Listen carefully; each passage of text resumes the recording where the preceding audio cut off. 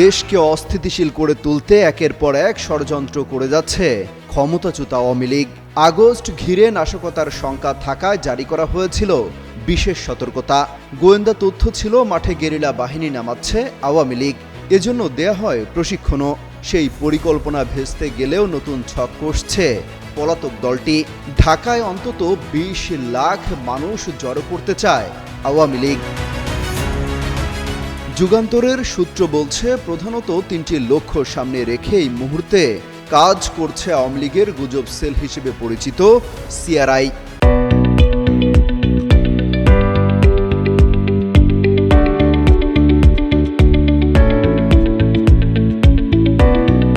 প্রথমত, অন্তর্বর্তী সরকারকে ব্যর্থ প্রমাণ করা।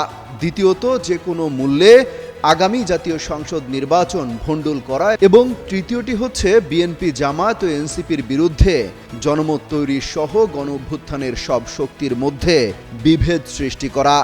এর মধ্য দিয়ে বাংলাদেশের রাজনীতিতে শেখ হাসিনাকে প্রধানমন্ত্রী হিসেবে ফিরিয়ে আনা।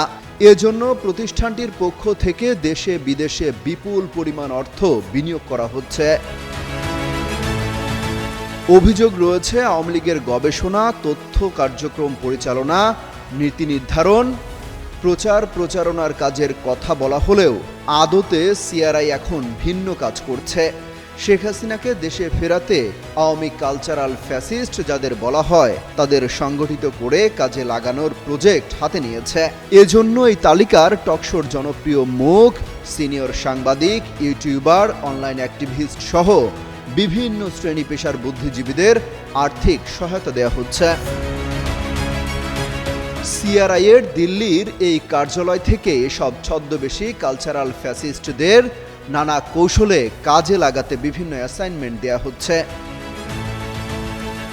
উদ্দেশ্য সরকারের বিরুদ্ধে জনগণকে খেপিয়ে তোলা, জুলাই গণঅভ্যুত্থানের শক্তিগুলোর মধ্যে বিভেদ সৃষ্টি করে একে অপরের মুখোমুখি দাঁড় করানো, মুক্তিযুদ্ধের চেতনা উজ্জীবিত করার নামে লুকিয়ে থাকা আওয়ামী কালচারাল শক্তিকে জড়ো করা, বিএনপি, জামায়াত ও এনসিপিকে চরম প্রতিপক্ষ হিসেবে সংঘাত সংঘর্ষে জড়ানো এবং সর্বোপরি সারা দেশে বিশ্ববিদ্যালয় সহ শিক্ষাঙ্গনে বড় ধরনের সংঘাত সহিংসতা সৃষ্টি করে দেশকে চরম অস্থিতিশীল পরিস্থিতির দিকে নিয়ে যাওয়া। এই পরিকল্পনা বাস্তবায়নের সঙ্গে সঙ্গে আওয়ামী লীগের সব শক্তিকে ধীরে ধীরে প্রকাশ্যে নিয়ে আসা।